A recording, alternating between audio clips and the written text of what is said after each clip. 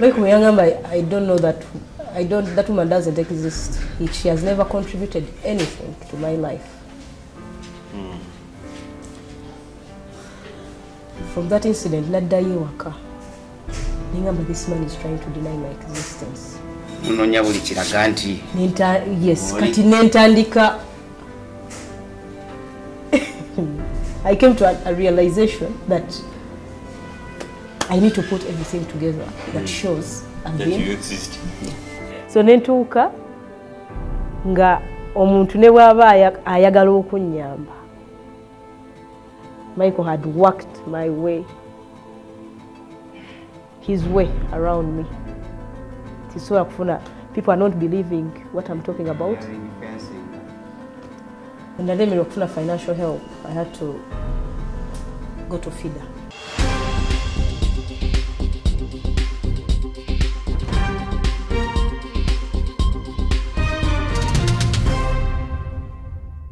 The Investigator Online TV. Like, share, and subscribe. It's our 12th episode of our Homeless Edition featuring Farida Birungi in her melodrama with her estranged hubby, the one and only Michael Kirunda. She's screaming that X. Yes, in this 12th episode, I am still with standing down at the investigator as usual. The gun that fight, not the one for hire. Sense of clear economy. Government. Subscribe, share, and keep that feedback coming through the messages. To Zipuna, comments and messages to Zipuna. Abasinga ndowooza muziraba ng'ezimu tuzikolako n'endala zijja kukolebwako concerns zammwe tuzeebaza nnyo. N'omukyala nannyini nsonga ani oyo? Farida Birungi. Ate ddala. A mother of 3 beautiful children. You know, being a mother is my first calling. And the second calling is what? I am a voice for many. And yours truly, Jaco David Waluka, 24/7 like an AK-47. Farida goes to court. She files in her papers. Bamutuuziza ku registry alinza okumala kumpi essaawa 2 namba. Registrar ajja nga amuwa information empya development nti owange owabye naye waliwo noyagala kuwaaba naye already bakuwaabidde. Michael Kirunda ataddemu impopulars. Ngamba omwami we ataddemu ki child custody. But how fast was that? That was done between Monday and Wednesday. Yes. Jukira ku Monday ngendayo omukyalo ono munnyonnyolamu ensonga zonna owa registry. Because I just wanted someone to listen to me. I was crying desperate for help, protection, and justice. So nalowooza nti the moment I'm in the circles of authority, by default, I'll be getting help. That's the same thing I thought. But again, you command Kirunda. Yes. Namuwe namba ye nemunyumiza ku Kauma Sara. Buli kimu namuwa brief kati nemuwa negundi eri petition naddamu n'asomamuko. So the following day kugenda kusasula nampumuweza mobile money na kugenda mu URA kusasula ki court filing. Yes. Ngamba okay komawo nkera. The following day ngenda okujja ngamba abantu bena wadde ebintu bikolako enkuba yatonye lawyer talina motoka so wagenda kubeerawo kadile nno omuwala atayipinga gyali yefuula naye kati kyogenda okukola please go and wait for me from the tent. Kusaawa enangoba mu office. era nengenda nentuula mu tent across. So after 2 hours nkomawo enda okujja nga ngamba Farida mbadde ngenda kukubira manye lwaki kibadde kindileyo nze omwami we ataddemu ki empapula za child custody. Naye namugamba you must be kidding. Nagamba nedda nzikulageko. Namugamba zindage. Nazijjayo bulungi nnyo nazindaga nga ne stamps already from the magistrate. Kweziri. He had played his cards faster than you had done after getting a tip off over. He was definitely tipped off. So nangamba naye it's okay nawe osobola okukola ki nawe osobola okufayiringa era ka balance kali kasasule tusobole okuteekamu so you can file at the same time. But remember at this point my mind was already in disorganization. Nga ndi mu shock. I don't know why things are happening the way they are happening. I'm trying to use the right path. Blockages ga. So yamala okundaga empapula ezo nemubuuza yataddemu empapula how fast era nga bw'okimbuuziza. Nemugamba naye madam if you're in my shoes olowooza am I doing I started feeling like I'm doing the wrong thing. Nangamba nedda Farida kyokola kiki it's the right way. Naye omusajja ayagala ku frustrating osobola okukola ki okuva kumula yes. Ngamala okwogera naye bwe nti yafunamu ka ounce ka strength nemugamba it's okay kankomewo but just allow me, can I take a picture of this? Nagamba tenafuluma munaye tebanagikusavinga. Nemubuuza ye bansavinga ddi nagamba they are serving you in 2 weeks. After the 2 weeks, what happens?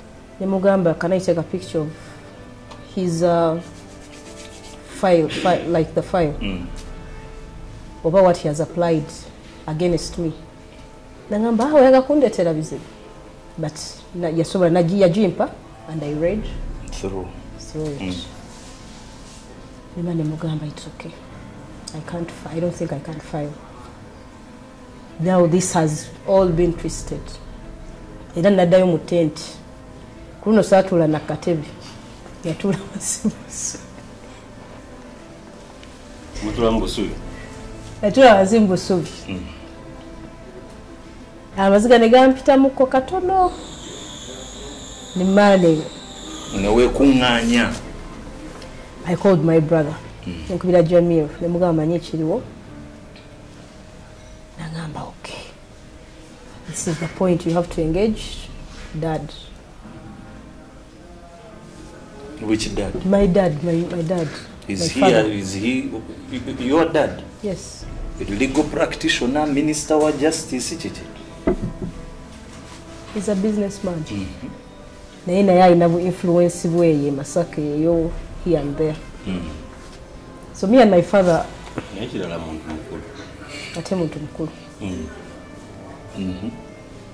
We are not that much in touch or connected, but in case we have need to communicate, arises. yes. So nali mazine banga muzendo zanga sogera naye. So Jamil achingamba amala ngambo genda kwogera koko ne Sheikh Muhammad. Sheikh Muhammad is my dad's best friend. Era be baliwo wano mu kukyala mukola ki.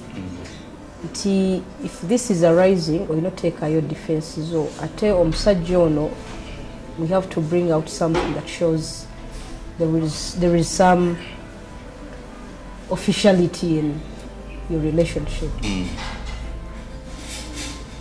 When I'm going to Jamil, I'm going to council ne yankolera ki yankolera petition na kansa ngamba Farida, at this point, he's trying to be faster than you, but it's very obvious for your mchala wa registry, ya TP nzoli kauma Sara, the police officer. Then they got in touch with him. They had to get you off the plot because your case is good. So kati bakuletedde child custody, you cannot go ahead and file. In legal sense, you can't. So what you're going to do, you have to concentrate on this case. So organize your defense so that we are able to respond. By the time they serve you, we know oyimiridde nga mugamba fine.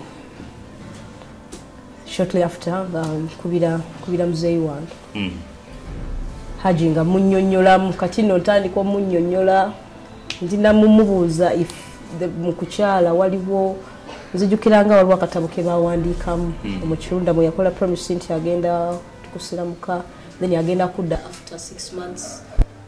Muzeyi mukubira muzeyi olwamukubira bwenti yasooka munnyonnyolamu of what's going on. They have always known about on and off relationship.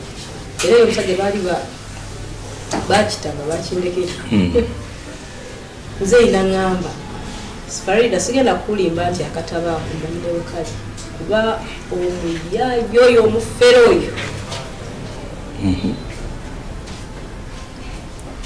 simanyi oba byakola mu kukyala wano wali olaba bulungi waitola gwe wali mugole ng'osanyusa n'agamba naye oyo kuva dda ffe tukola ki tetwamukkiriza ate kyali tumanyi kyali lwakuba gwe tosobola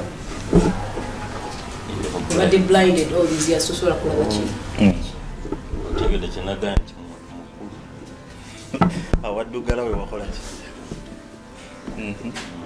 muzeyi nga munyumiriza nga mugamba kati ensonga zabadde bweziti era ataddeyo child custody ngamba kakati mwana wange njala kubulira ekintu kimu. Of course olina okudda mu defense. Oyo mufere oyo gwe watuleetera wano ssaawa zino nkimanyi nti yajja wano naye sirina kiwandiiko kyonna kuba nali sina interest etereka kintu kyonna kikwata ku musajja oyo. Ogenda kuddamu ogenda kwedefendinga.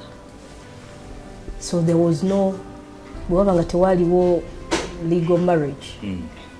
Essaawa zino n'ennyumba kw'obeera essaawa zino tuyinza kwogera nti ettaka liririmu that jointly owned kyekintu kyolinga kyoyinza okulemuka ku musajja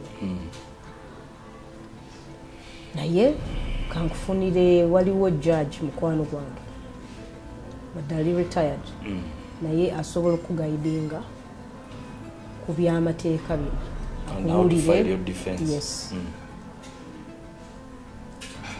naye n'ekirala omugagga nga tebamusinga musango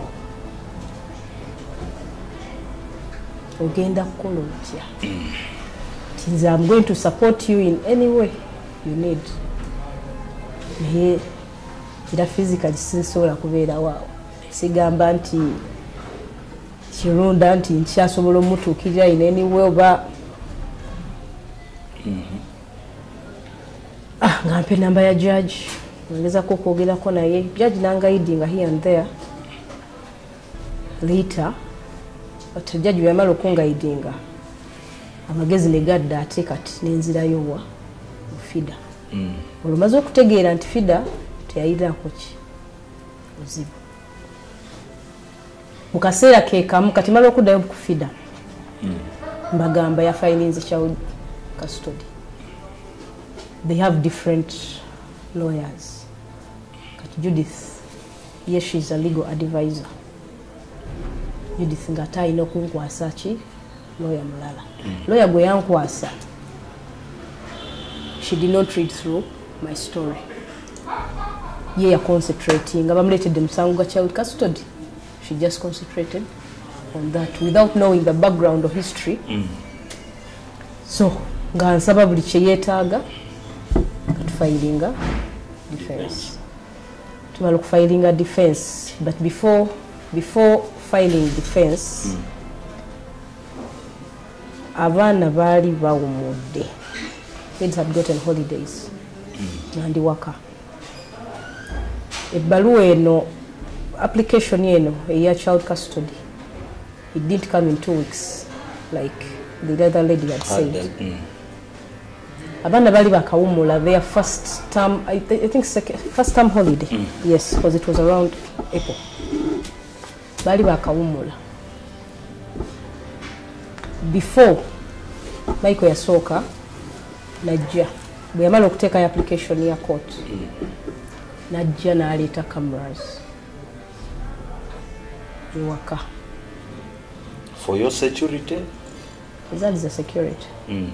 Najja na planting a camera opposite the opposite apartments nga zifeesinzewa in my house. So abaana bali bakafuna holiday bwe bati.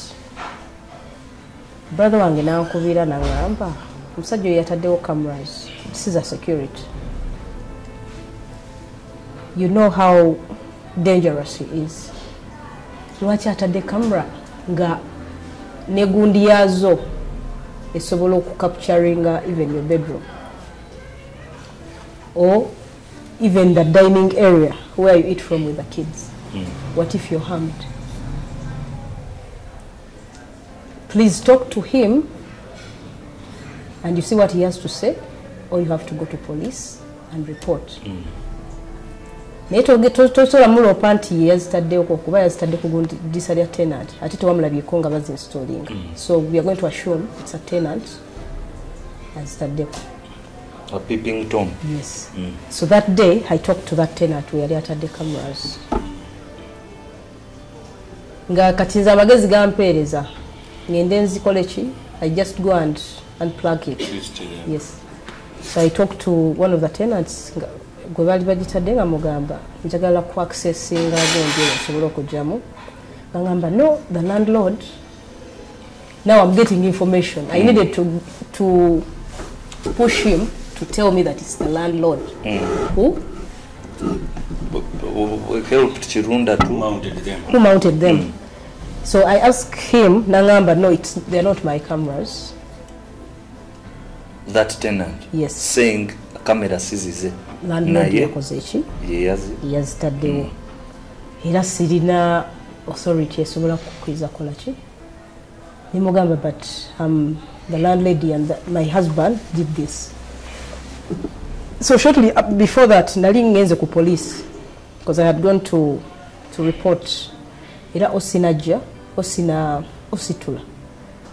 Na identifying, nagamba these are no security cameras. Era bakubya Kirunda that day. Osina mugamba ne Kirunda. What are the cameras mu mulyango mu maaso g'omukyala?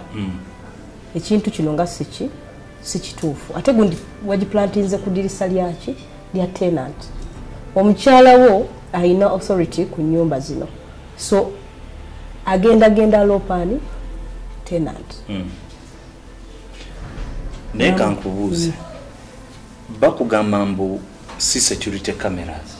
So mu explanation je bakuwa ezo kamera zaali kamera za kikaaki. Auntie, this is where we're headed. It was just one camera. Kali kam bwekati. Era ne osinajja na confirming anti security. Kamera munga iraba mu dining neraba ne mu bedroom. Kali rotation. Actually nalwa okutegeera anti kali rotation. Kuba before the first days kali stationed. But later maze okuva ku police osaze ono osibo yamukubira essimu n'amugamba Kirunda, this is not right. N'amugamba gwe osi tulina kyogenda kuŋŋamba ezo nnyumba zange. Nataddewo kamera nkugambye zaki? Ezo kamera za security. Y'omukazi bannanga nze amazeeko emirembe. Oya osinaba ku ssimu. Namugamba omukazi amazeeko emirembe. Oba muzzo oba temuzzo oba you've identified into the security cameras or not, I don't care. Those are my houses. I can do what I want. and he hung up. Era osi yasigala naye he felt disrespected bambi nagamba hawala banaye Kirunda talina njogera naye nze nkoze ogwange era I took pictures of him in the compound, the cameras. The man impedes a micro message. I found you to be in under the Mbira Vito. Waka footage kind of. Nimugamba, the OC has been here. He has identified that these are no security cameras, but I want to put this on record. So later, now, when he responded like that, I had to go to. My brother told me, "Ekyo tekimala. Genda ku police station yenoki endala. Kuba kati ono OC talina kyakola ki? Kyasobola mugamba. Because okuteekawo camera, it's not right. So ngenda Ndondo. I meet the OC. OC ng'alabika ebintu bino alinga akola ki? Abimanyi. Farida abimanyiiko. So yangamba Bugambi Farida. Oli mwami wo. Gali makago. You have authority on that property. Gendo uleo kamera. Omumulinda jja kulumbi. When I told my brother nangamba tukikola. That is what Michael is looking for. Ayinza okukwata malicious damage ku property ye. Oba n'atandika okugamba, nti osumbuwa ba tenants be. So situation gitulimu right now. Don't do that.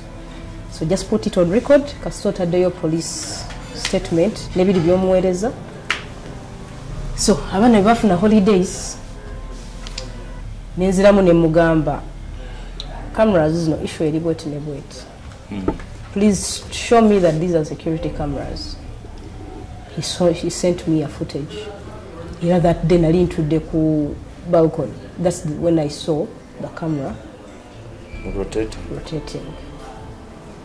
Naye nga kamera kwe yali yampeereza bu footage bwali bubiri.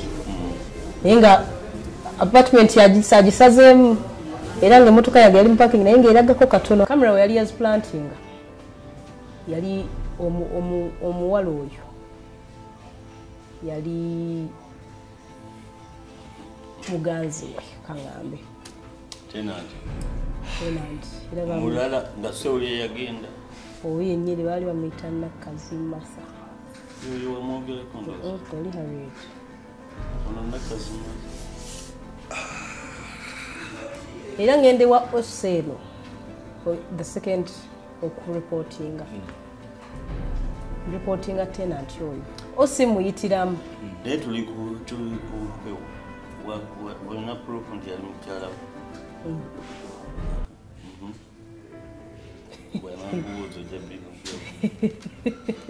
Ojjukira omukyala gwe omuwala gwe nanyumizaako nga tuzimba site nga twakamala zino apartments ezowaggulu. Abaana bakola ku site bwe baŋŋambanga nti Mike ali waggulu. So yali tannavaawo. Because this was a flashback. Yes. So osibimbi mubuuliramu. Osi nakubira yamukubira. Namuyita. Fortunately nze police nali envuddewo. So bwe yamuyita report osi gye yampa. Nangamba omwana namuyise wano. Nembi mugamba namu. How can she sleep with a man in a compound that you've built? Wobeera n'abaana bo. Yamuyita ku police osi. Nagamba omuwala nkaabiridde wano amaziga. Naye amagezi genkuba gwe genda okola ki? Bijjireyo. Ate leeta ne baleeta kamera ate bagiteeka ku mulyango gwe to focus in mind. So behavior yali going on. Nalinga of course njiraba. But I took a time, I was numb. Bino nga bihappeninga n'abaana nga we bali mu holiday.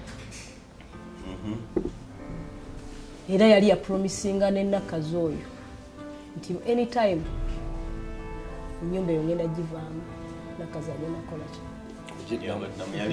Yali a bit built specially for you. No. Okay, today. So that day, after the cameras, I made a composer footage. Angamba ndekera mumaleke emirembe mazeko ne batendant b'ebirembe footage zizo, they are not focused at your house. Those are my security cameras. Oregulo. Nali nvaawo banalindaga wa. I was with some friend of mine, Ramita Divine. Because those days, yes, yali Divine, yeah. So on Fuluma went, jukira ndoza ali ku footage akola kyal, allow all my actions. Lawyer nayingirawo. Nansabye nempapula. Ezinakawa? Ezinakawa. Kwakuzinsabinga that day. That's how they served me. So then he's receiving, then signing. Number lawyers, that all. So I had to go back. Later I had to go back and contact FIDA. FIDA nitandika. Filing a defense. So we filing a defense, we submitting. Never to a date, I think, date yearly 30th April, to turn up, to show up in court. In about 2022. To send it. So nga bwe tulinda to go to court, time eyo mwalimu Easter period. Nga ngamba nti I want to take the kids to the village for Easter. I consulted my lawyers. This time not with the family. Advising ne bangamba tosobola mu abaana. Right now ekintu kyakutuusizaako, you still need time with your kids. Because ekisooka tetumanyi kigenda kujja. So please, it's an Easter holiday, ate buli holiday. Like I'm making sure you don't have your kids during holidays. Every holiday. Abajjawo. Okujjako So ngajja that morning yokubakima yajja ne baganda be babiri Anna ne Samali nga ngamba Samali I'm sorry sobola bawa baana bano genda nabo ngambalaga court abaganda young servants look at what he's doing to this family. Abaganda bibagamba they didn't know about it. Nagamba no, it's okay Farida, calm down.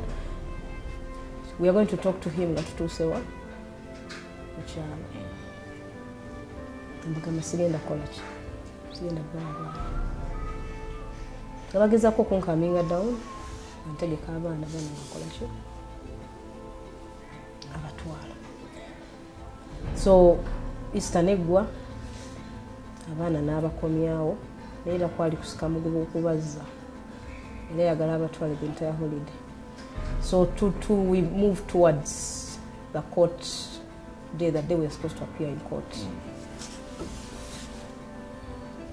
Personally, I was ready. Mentally, physically, morally. I was ready. And twatuuka ku 30th April kutuuka ku court batakola ki bataliwo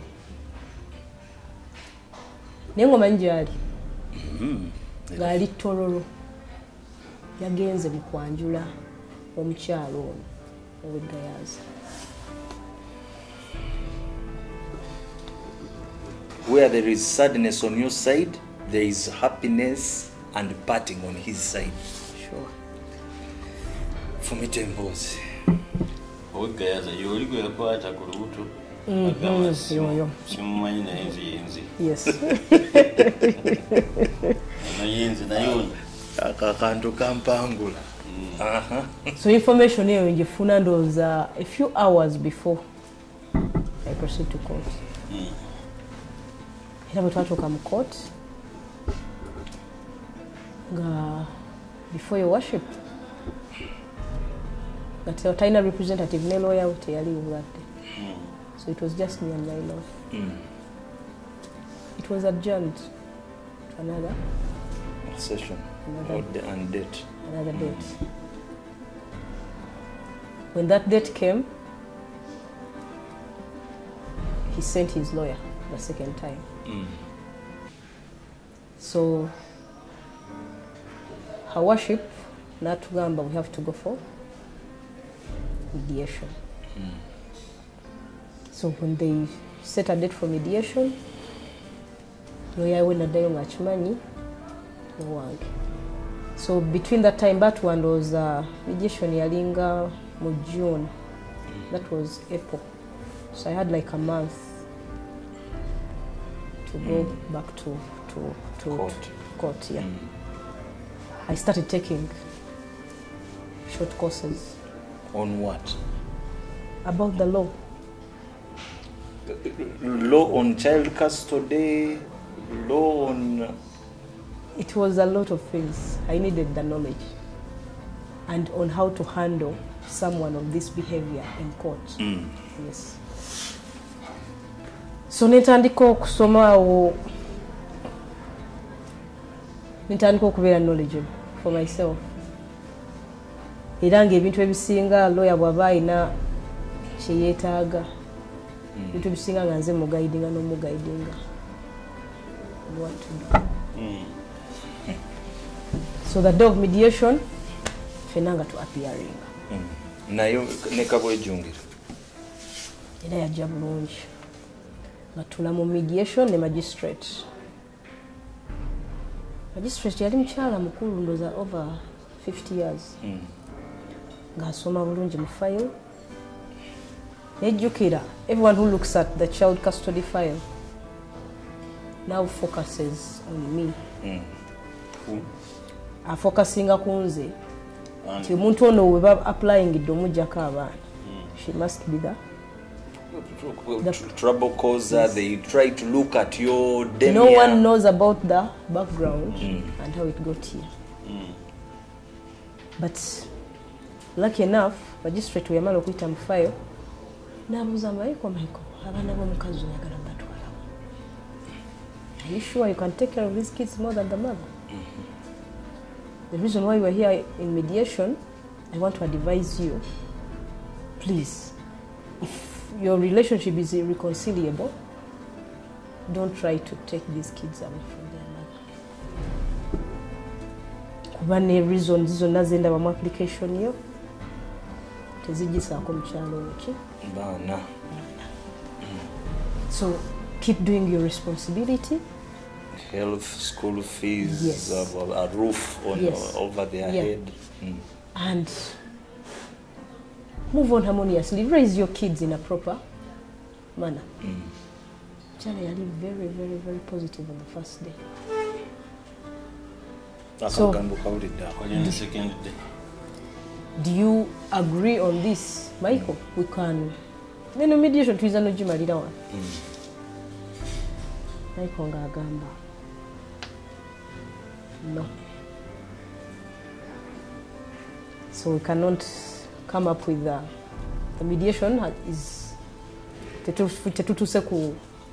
conclusion. Yes. It is stunted. So magistrate ngatugamba, okay, I'll give you 15 more days to come back. After 15 days, that would die.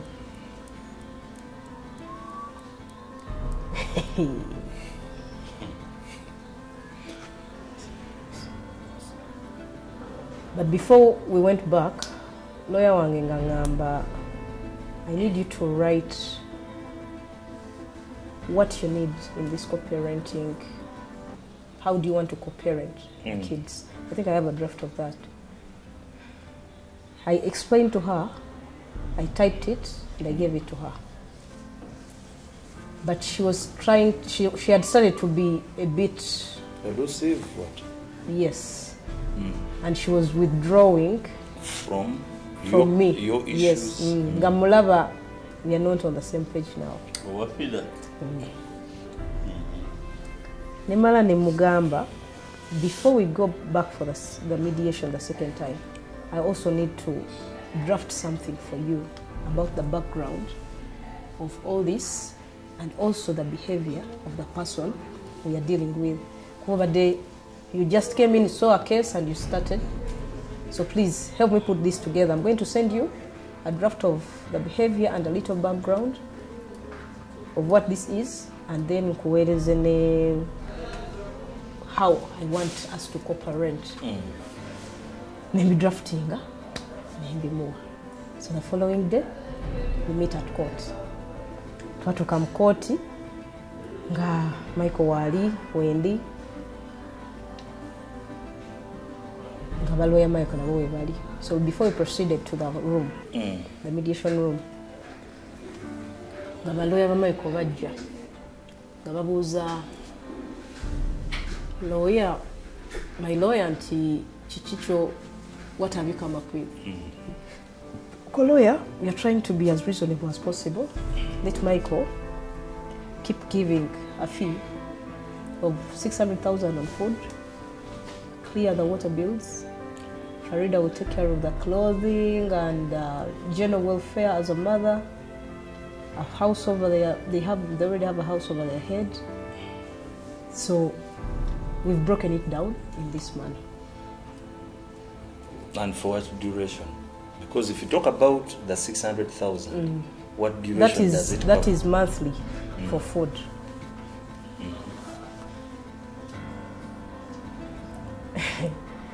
Lawyer Michael agamba, my lawyer,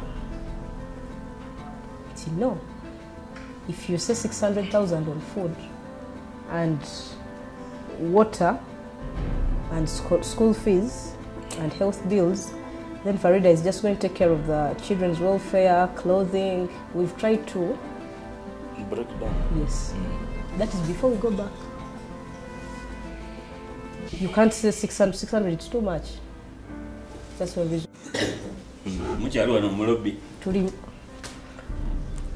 So lawyer agamba, lawyer Michael, please, temuli reasonable nakama.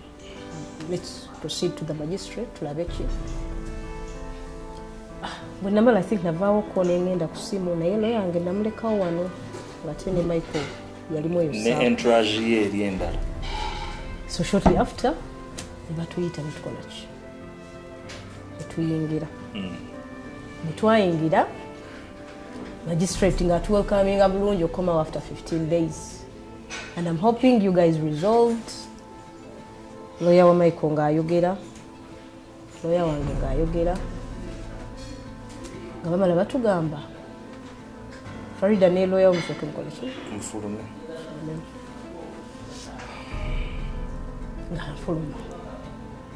After 15 minutes, nga batuyita nga tukomawo. Twakomawo, the magistrate antunula mu face what?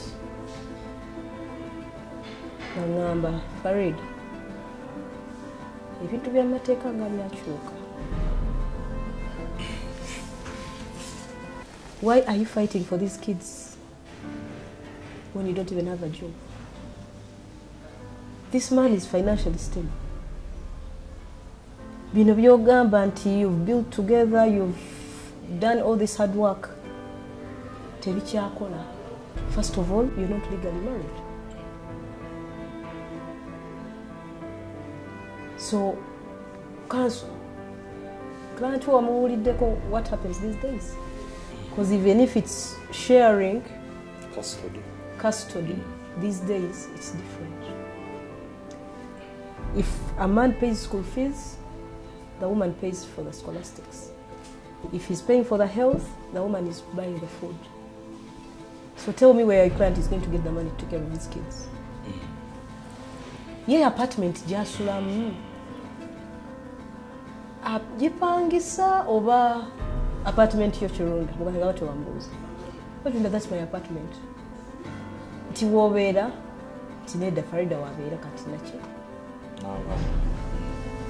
Nti kati bwe munaba mugenze mu bya housing, breaking down responsibilities. In a nyumba, Farida agenda kuba agipangisa oba ajja kuba. This is a full magistrate. She had turned in a blink of an eye from a motherly being. So, what's your idea of this co-parenting thing that Dama was a Michael? Michael Mugamba, I want her out of that house. I want to take care of my kids. I'm going to take my kids. I have a home where I can raise my kids. We have no legal marriage, si mukazi wange, si kyamina. So, my humble request, first of all, she can't take care of the kids. She's bringing men in my house. She parties till late. Now you get out all funny behavior. Never had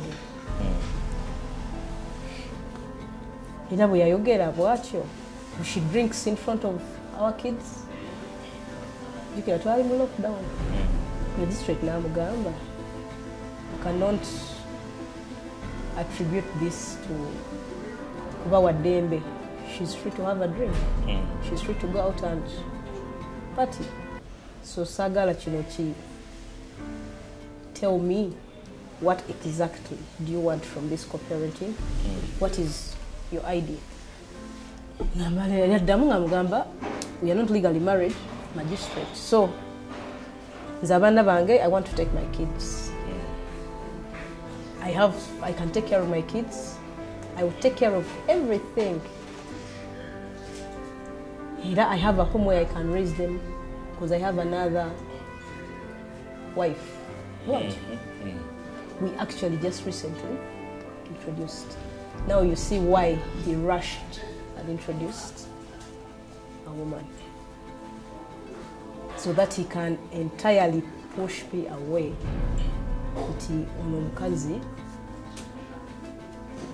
So now he started confronting that, fronting, I have a wife and we are officially married. Yes. And she can take care of children who she did not bear. Thank you very much. And she knows them more than you do. I tell you, no, financially I not cheat. Stability. You're unstable. Yeah. So my request, I take my kids. That woman gets out of my house because there is no attachment I have with her.